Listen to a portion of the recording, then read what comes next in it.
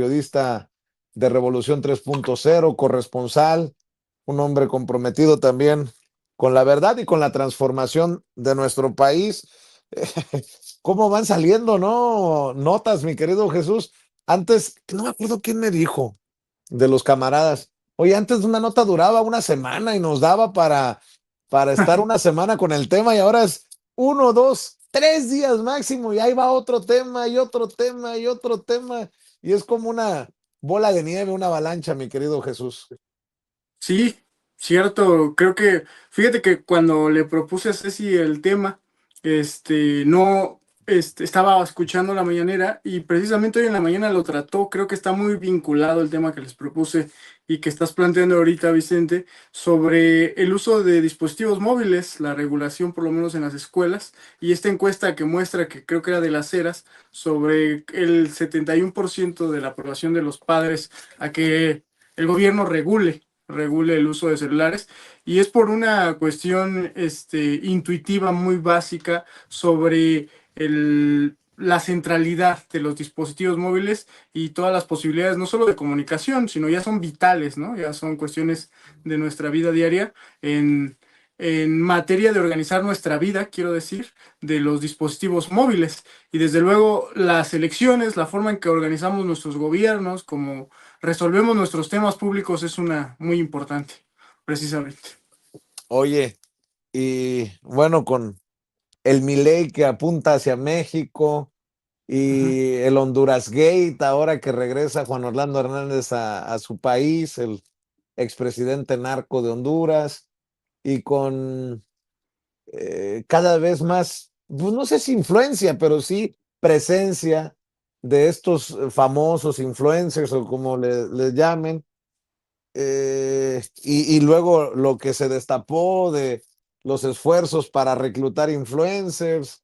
Claro. eh, Creo que tenemos muchos ingredientes que no todos son, ¿cómo decirlo?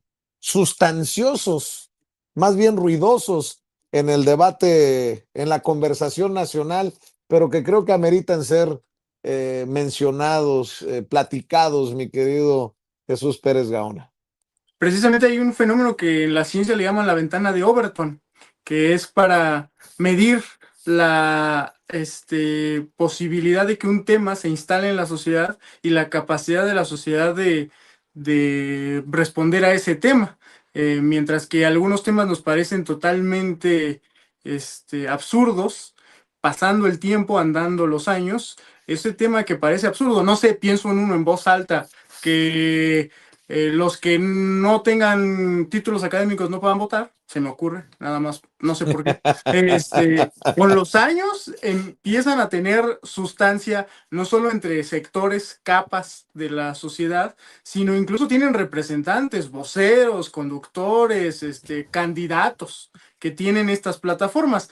En Argentina, por ejemplo, tuvieron a esta candidatura de Milei como una persona en su momento desquiciada de paneles de programas de televisión, donde planteaba temas que ahorita él las está llevando a la realidad. Muchas de ellas no las puede llevar a la realidad por las condiciones reales de un Estado nacional, pero él empezó siendo un absurdo.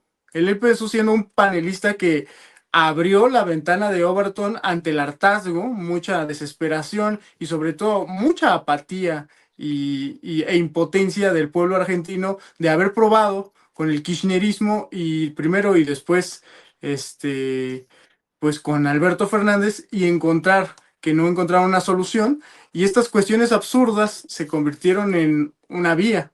Y en México estamos teniendo candidatos o aspirantes a candidaturas que quieren abrir esa ventana de Overton, y afortunadamente, gracias a ejercicios como la mañanera, gracias al tipo de política que despliega Morena y aliados de la 4T en territorio, no esperar que un tema se instale para hablar 40 días después. Pienso también, para poner un ejemplo de lo que estoy diciendo, cuando recuerdo perfectamente cuando explota el escándalo de Ayotzinapa en 26-27 de septiembre de 2014, Peña Nieto se tardó casi de 3 a 4 semanas para hablar del tema públicamente frente a la prensa. O sea, ya no hablemos de otro tema. Eso sería imposible en una realidad mexicana como la que vimos ahorita, donde tenemos que ocurre algo, hubo una masacre, hubo un accidente importante, un escándalo en una tapa de un periódico internacional y a la mañana siguiente ya lo está respondiendo el titular del Ejecutivo Federal. Eso es muy importante contra esa crítica constante de las personas que están hartas de la mañanera, y lo entrecomillo porque no es mi opinión, y dicen que no sirve de nada. Yo creo que la mañanera ha servido demasiado para precisamente no dejar que crezca esta ventana de Overton, para que no crezcan los absurdos como candidatos y sus propuestas se instalen sean el tema de conversación entre la población. Si me permites, entro en el caso particular que le propuso Ceci, que es esta propuesta de que nos parece absurda, insisto, de que cierta parte de la población no tenga derecho al voto, y no me parece a mí una casualidad, ni tampoco me parece una ocurrencia. El personaje sí me lo parece, y de hecho, contrario a lo que dice Daniel Marmolejo, a mí no me recuerda a Lili Telles, el personaje en cuestión. ¿Sabes a quién me recuerda a mí? A Alessandra Rojo de la Vega. Yo sí la veo como una próxima Alessandra Rojo de la Vega, es decir, es más priista que los priistas, es más panista que los panistas, pero no milita en ninguno de los partidos. Tiene como esta fluidez opositora de que me puedo instalar en defensa de Rufo y con Somos México, pero también apoyo a la familia tradicional. También soy progre, buena ondita en algunos temas como la despenalización, pero quiero que la cárcel y el peso de la ley le caiga a cualquiera, sobre todo si eres racializado y de una clase empobrecida. Es decir, me parece más un perfil cercano, esta doctora de la Panamericana, me parece un perfil más cercano a Alessandra Rojo de la Vega, que es quien se está moviendo, por un lado, súper fan de Salinas Pliego, pero por el otro, ultra mega radical feminista. Y en ese arco es en el que está haciendo, por lo menos en algunos sectores de las redes sociales, que solo habitan en las redes sociales, chiclosa, y se les ha metido ahí como una candidata posible, aunque no le veo mayor posibilidad, francamente. Y eso es a nivel interior, a nivel de cómo estamos recibiendo esto que parece una descompensada y también descoordinada campaña de la ultraderecha que llega a nuestro país.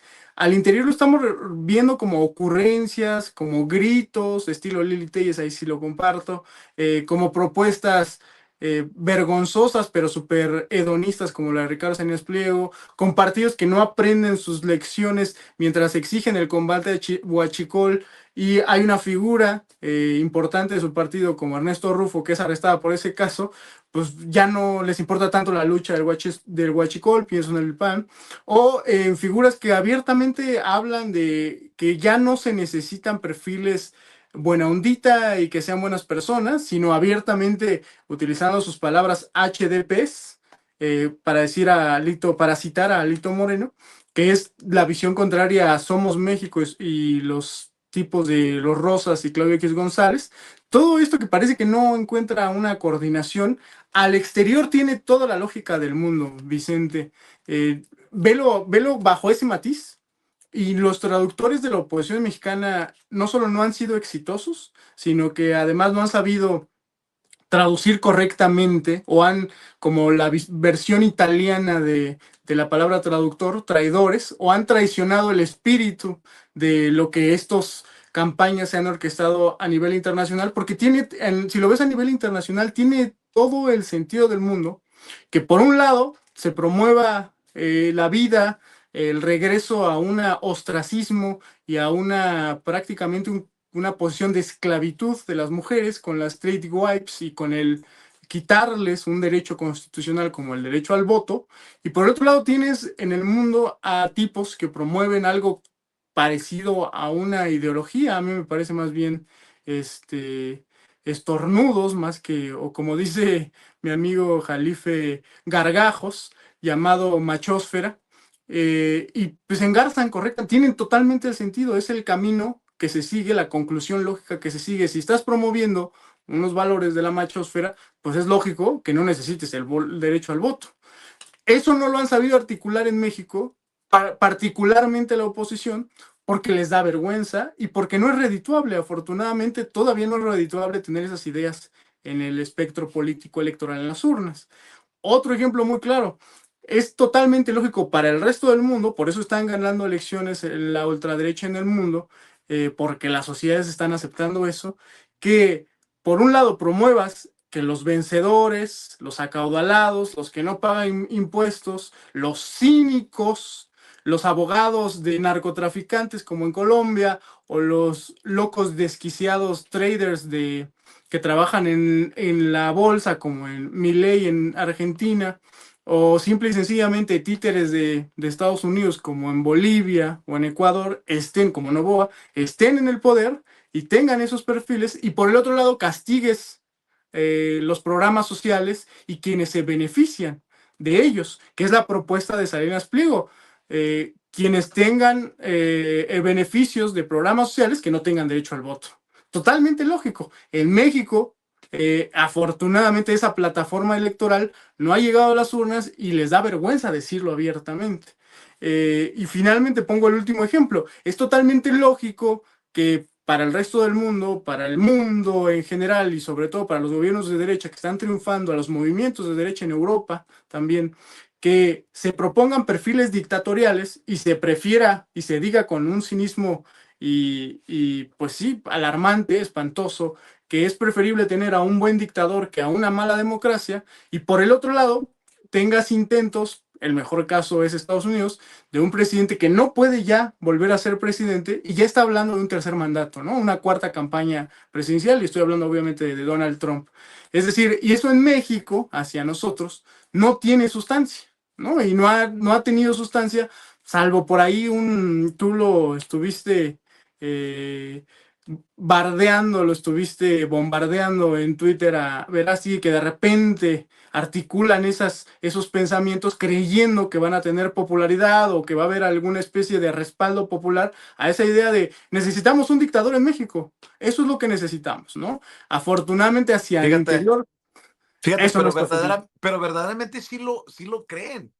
Sí, Fíjate, sí, te voy a decir, creo que no se va a enojar Verástegui si lo, eh, si lo exhibo. Mira, me dijo, ya te contesté, ¿no? En ujú, redes, urge un dictador benevolente en México y pone su... Entonces le dije, dame una entrevista sin censura, pues. Digo, lo voy a exhibir, fácil exhibirlo. Dice, ahora que regrese a México, vine a Perú a ver a Keiko. Y luego le digo, pues ahora que la vas a tener frente a frente, pregúntale sobre dictadores. Ella sabe muy bien de eso. claro, Y luego se ríe, ja, ja, ja. Admite que fue jaque mate de mi parte. Y luego me contesta, Porfirio Díaz, lo mejor que le ha pasado a México. Sin duda hizo más que AMLO, Peña, Calderón, Fox y Claudia juntos. Ya de plano, le dije, confiésate y pide perdón. Es un debate que tienes perdido antes de iniciarlo. Ahora ya, entiendo por qué andas en Perú aplaudiendo a la hija de un dictador hijo de puta como Pinochet. Está por demás preguntar a qué costo fue tu mejor, lo mejor que le ha pasado a México, Porfirio Díaz. Pero en serio que sí se lo creen. O al claro, menos sí es la narrativa que quieren instalar, porque pienso, pues con justa razón, sí, obviamente hay que ponerle ojo a lo de Nicaragua, pero en El Salvador Bukele está buscando perpetuarse en el poder. claro, Donald Trump en su momento mencionó la posibilidad o se mencionó a sí mismo por las críticas como un dictador bueno. Salinas Pliego y sus ideas de extrema radicales, pero a un punto extremo. Entonces, como que todos se van agarrando de la mano, querido Jesús Pérez claro. Gaona. Claro, y creo que lo que hizo tan destacable la figura de esta profesora de la Universidad Panamericana, que me recuerda a Alessandra Rojo de la Vega, es precisamente que articula o verbaliza estas tres ideas tan potentes para la derecha en el mundo y que en México no están teniendo éxito, que es, primero dijo que le encantan los dictadores, que el presidente, su presidente favorito, el mejor presidente de México para ella es Porfirio Díaz, y que necesitamos una buena dictadura y en lugar de una mala democracia. Dos, esta idea de restringir el voto, sea cual sea la idea, el matiz, el filtro, que ya es impopular en México el hecho de la batalla por conseguir ciertos derechos y los derechos sean para todos y no sean privilegios, pues ella lo articuló y también se hizo tan viral y chicloso. Y la tercera, pues que exhibe Manuel Pedrero en su medio, asegurando que es vocera del PAN, ¿no? Entonces, reúne todos los ingredientes precisamente de un Verástegui, de un Salinas Pliego, de un Bukele, de un Milei, y desde luego que se engarza con Donald Trump. Por eso mismo también creo, me parece a mí, que es la nueva generación de la oposición en México que ya no tiene miedo a engarzar su agenda, a subirse, conectar la agenda de la oposición mexicana con la de Trump. Eh, Eso hemos vivido en las últimas elecciones. No lo digo yo, lo dijo Alito en una conferencia muy reveladora, haciendo uso de ese lenguaje florido del que posee el cabroñol, donde decía, ya no, contando una anécdota incluso a modo de chiste, siempre que mi hija me dice que se va a casar, yo le digo, sí, hija, si te vas a casar con alguien, búscate uno de estos buenos que dicen que son buenos, buenísimos, que están presentando los opositores como Claudio X González, como banqueros ahí importantes, pero esos no sirven para ganar elecciones, ¿no? Dijo Alito, y esa es precisamente la opción que se está buscando para 2030, destaparse ya, de dejarse de esas hipocresías y a ver si en una de esas funciona. Y por eso tenemos ya este estilo de oposición de la gritería, de Lili Telles, del insulto y vacío de ideas, vacío de una plataforma pues nacional, de un programa nacional y desde luego de apoyo popular. Y es contrario, es lo que la 4T y Morena ha sido muy exitoso, porque frente al vacío, al caos, a la guerra, a la confrontación, Morena, nos guste o no, la 4T esté o no uno de acuerdo o siquiera la haya votado, ofrece un futuro, ¿no? Un programa de nación, una visión de país a futuro. Y eso por lo menos te da una esperanza o te da una visión de futuro, a diferencia del caos, ¿no? Que es lo que ofrecen del otro lado. Y esa es mi explicación de por qué no está funcionando, a pesar de que en el resto del mundo parece que están eligiendo el caos, parece que están eligiendo dar un salto al vacío, un pie a la nada, y así les está funcionando, ¿no? Veamos todos los casos, veamos Chile, eligen a la ultraderecha y al día siguiente ya hay manifestaciones en la calle, ya hay confrontaciones con la policía, ya hay un país roto, ya hay un gobierno que no tiene la gobernabilidad en el país, como es el gobierno de Cast en Chile, y ejemplos sobran en el mundo, a menos de que tengas conviertas a tu país en una supercárcel como lo hizo Bukele, es imposible gobernar un país así. Pues ante eso y más estamos, y prepárate porque de todo esto también creo que forma parte esta defensa que se hace de Ernesto Rufo Apple.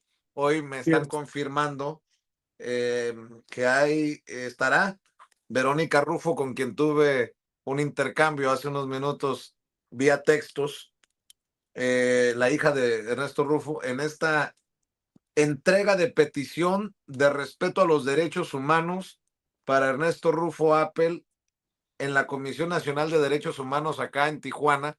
Será esta tarde, así que pues habrá conferencia de prensa y ahí estaremos Éxito, Vicente. intentando pues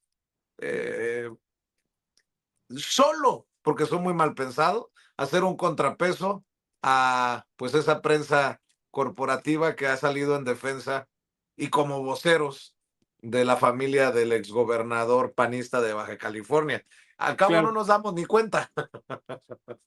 Pues éxito en ello y creo que hay un tema ahí interesante. Me uno a las peticiones de Daniel Marmolejo, ya que estás allá, de preguntarles a todos los actores, ya que va a estar con Rufo, ¿quién financia al PAN allá?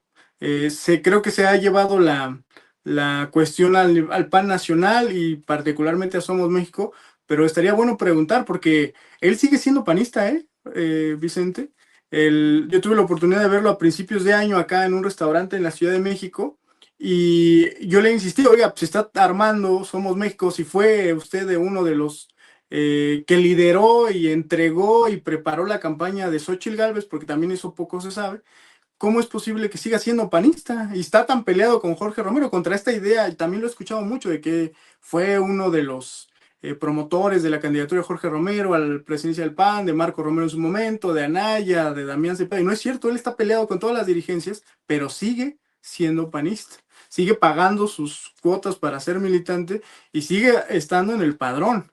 Entonces estaría interesante preguntarle quién financia al PAN de Baja California, y muchos ya están apuntando que gran parte de los fondos que todavía le quedan, pero porque son muy pequeños, que todavía mantiene ahí, son de Ernesto Rufo o de su grupo en el PAN, allá los que financian todavía a los restos del PAN en Baja California. Y otra pregunta que te agregaría, si tienes la oportunidad de ver a Jaime Bonilla, es ¿de qué va esta unión con Movimiento Ciudadano y Dante Delgado, que la han anunciado como un platillo él en sus redes sociales, y que ya el PT en Baja California ya está muy entusiasmado con esta unión entre pues una parte de la 4T y la oposición del panismo naranja, ¿no? Estaría bueno preguntárselo, Vicente. Pues traen un desmadre, es lo que te Sí, puedo decir. en resumen. En resumen, es un desmadre.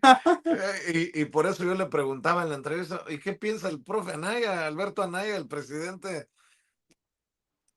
No, es que no me queda claro. En fin, Bueno, tienes razón, mi querido Jesús Pérez Gaona. Oye, Jesús, ¿por qué no cerramos invitando a la audiencia a tus redes sociales, a tus trincheras? pues los invito a que nos sigan en Revolución 3.0, el periodismo digital desde hace ya más de 10 años. En todas nuestras redes nos pueden encontrar. Te informo, Vicente, no te lo podía confirmar, pero ahora te la confirmo. Sufrimos un ataque cibernético que nos bajó la página durante más de una semana. Le pusimos que estábamos en mantenimiento, pero ya nos dieron el análisis cibernético, los webmaster y eso, y fue un ataque de computadoras, supuestamente, presuntamente de Asia, pero ve tú a saber de dónde son. Pero ya estamos de nuevo haciendo nuestros trabajos. Nunca dejamos de publicar en redes sociales, así que nos pueden leer ahí. Y si quieren algo más personal, pueden encontrarme en mis redes, particularmente en Twitter e Instagram, que ahí me la paso como @jperezgaona. Yo soy Jesús Pérez Gaona, periodista, y como cada lunes, gracias. Qué gusto saludarlos. Te agradezco mucho, Jesús. Estamos al pendiente y ojalá que este ataque se defina de quién, porque si se la quieren aplicar a ustedes, nos las van a querer aplicar a los demás. Cierto, Y aquí cierto. cerramos filas, toda nuestra solidaridad y lo que se necesite Pues, para exponer estas situaciones. Aquí estamos al pie del cañón, querido Jesús. muchas gracias. Que tengas buen día. Igualmente, Jesús Pérez Gaona, hablando con nosotros sin censura, y le mando un abrazo. Me había mencionado algo el querido Jonathan Pérez en su momento. Ahorita me está recordando Ceci. Pues hay que estar al pendiente de lo que ocurre. Déjeme